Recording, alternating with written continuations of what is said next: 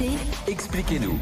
Alors, expliquez-nous, 69 chefs d'État, de gouvernement et dirigeants ont été invités à déjeuner à l'Élysée hier, après l'enterrement, la messe d'enterrement de Jacques Chirac à Saint-Sulpice. Il y avait Emmanuel Macron, Nicolas Sarkozy, François Hollande. Chacun présidait une table d'une vingtaine de couverts.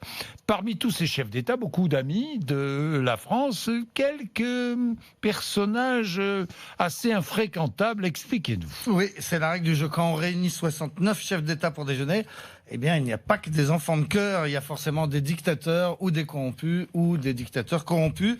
Par exemple, hier à Saint-Sulpice, puis à l'Élysée, nous avons eu le plaisir d'accueillir à déjeuner Théodore Obiang, président de la Guinée équatoriale depuis 1979.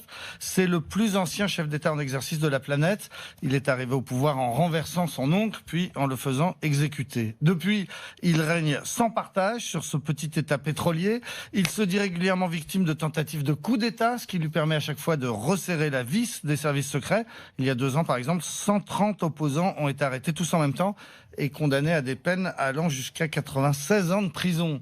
La capitale de Guinée équatoriale, Malabo, c'est une ville où si vous dites du mal du président, par exemple, dans un taxi, vous êtes certain de voir débarquer la police dans le quart d'heure qui suit. La police qui aura été prévenue par le chauffeur de taxi. C'est un diplomate africain à qui c'est arrivé qui m'a raconté cette histoire très récemment.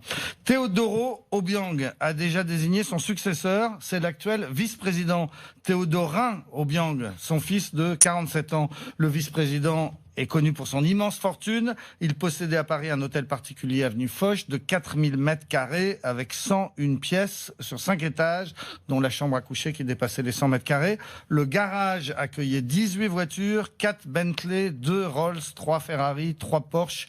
Entre autres, la justice française a saisi cet hôtel particulier et tout ce qu'il contenait dans le cadre d'une enquête pour corruption. En Suisse, la justice a aussi saisi les voitures de Théodorin qui ont été revendues aux enchères pas plus tard que vendredi dernier pour un total de 21 millions d'euros, dont 7,5 millions pour une seule très belle Lamborghini Veneno Roadster blanc cassé, une belle voiture donc de 7,5 millions d'euros. Les Obiang, père et fils. Voilà, quelque Théodoro chose, et Théodorin.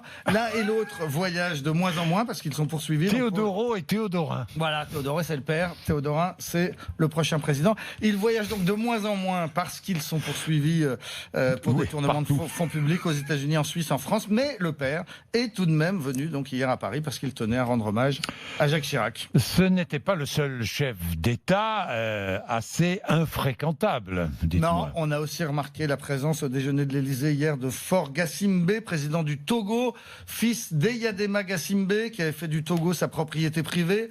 Il avait par exemple installé la direction du trésor public chez lui, dans son palais de Lomé. Oui, c'est plus facile. Voilà, pour récolter les impôts, c'est plus rapide. Pour puiser dans les caisses, c'était direct. Puiser dans les caisses, c'est formidable. Le canal, oui, est direct. Chez moi. Mais oui, la direction du trésor à la maison. Non, mais c'est pas mal. Alors, lorsqu'Eyadema a voulu passer la main à son fils parce qu'il était malade, il a fallu modifier la Constitution. Elle prévoyait qu'un président devait avoir au moins 45 ans et son fils n'en avait que 35. Jacques Chirac a été consulté, il a approuvé le changement constitutionnel.